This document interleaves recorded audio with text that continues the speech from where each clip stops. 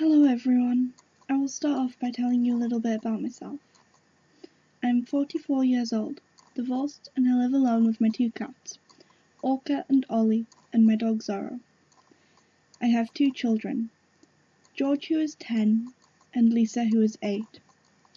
The kids live with their mother, but we have still had a good relationship and I get to see them as often as I want. I am an entrepreneur and a couple of years ago I was lucky enough to be able to sell my company for a nice sum of money. I am not Bill Gates rich by any means, but the money did allow me to retire early and spend more time with my kids, while they were still young. I am still on the board of directors of a couple of local companies, but nothing that takes up any serious time. I live in a big house near the woods in a rural area about a kilometre away from my nearest neighbour. In order to protect my privacy, I will not tell you where exactly, and all of the names given above are false.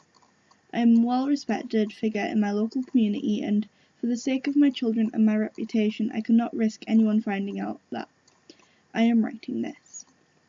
People would think that I am crazy and then my kids would never be able to live it down at school. Anyway, it all started this Sunday. My kids had spent the weekend at my place and had just had the first snowball of the season, so they were busy making a snowman in the garden. I was watching them from the kitchen window while making them breakfast and drinking my first cup of coffee for the day. Zorro was enjoying the snow at least as much as George and Lisa, jumping around the kids and burrowing through the snow nose first. The cats hate snow and had wisely decided to keep indoors. The rest of the morning was pretty uneventful. We had a breakfast together and then I went outside with my kids and the dog to finish the snowman. I even found a nice top hat in the attic which I had worn at a Halloween party a couple of years back. I think we did a pretty good job of it. Carrot for a nose, coal for eyes, the top hat and a couple of branches for our arms. The kids got picked up by their mother around 3 in the afternoon and I spent the rest of the day with a good book in front of the fire. You're all probably wondering why I am telling you this. It sounds pretty insane, right? Stay with me, because the next day things started going seriously weird. I was woken up Monday morning around 8 by my pack of hungry pets. I got dressed and went down to the kitchen to feed the pets and myself. As I was standing in the kitchen window waiting for the coffee to run through the machine, I looked out at the snowman we had made the day before. This is going to sound like crazy, but I could have sworn that we built it further away from the window near the flower bed where Zorro likes to shit in the sun. The snowman, however, seemed to be a couple of meters away from that spot. A couple of meters are of course not a lot, right? I probably just remembered wrong. If my ex-wife is to be believed, I've always been a bit absent-minded. I didn't really want to think any more of it until later that afternoon. I had just gotten back from town where I'd run a couple of errands. What do I see when I pull up to my house? If you guessed another snowman, you guessed correctly. This one was on the other side of the house near the garage and the woodshed. It was missing the top hat, but other than that, it was strikingly similar to the one I had made with my children in the garden the day before.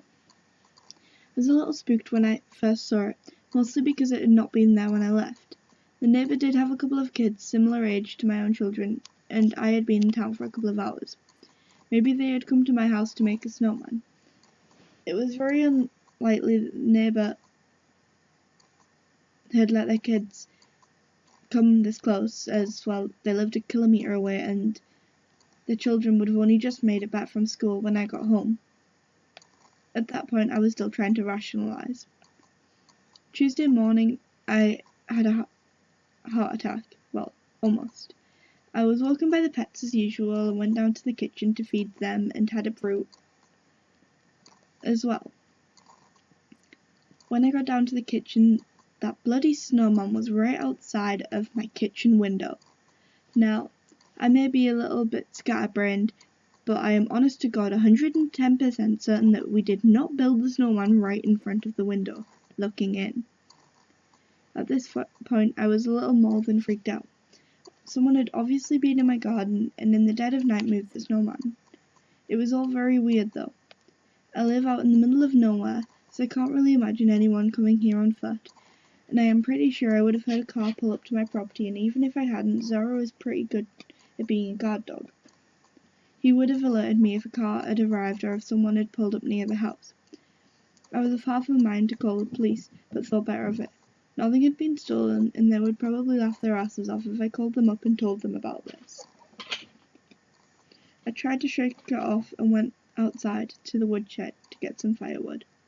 Zorro came with me, and we played fetch for a little while with a piece of firewood before heading back inside. Now this next part I cannot explain at all. The new snowman that had appeared while I was running errands the day before had moved several meters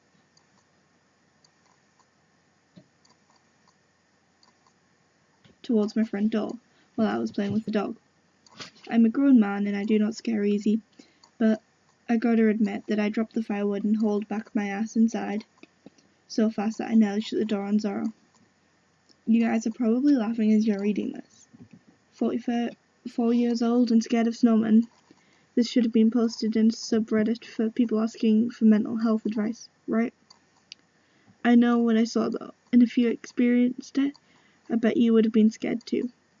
I was out of firewood though and wasn't too keen on the idea of spending a night in the house without any heat.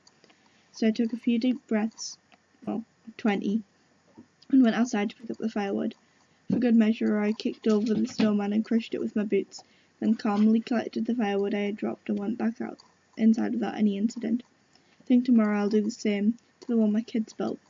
They won't be happy, but this is all a little too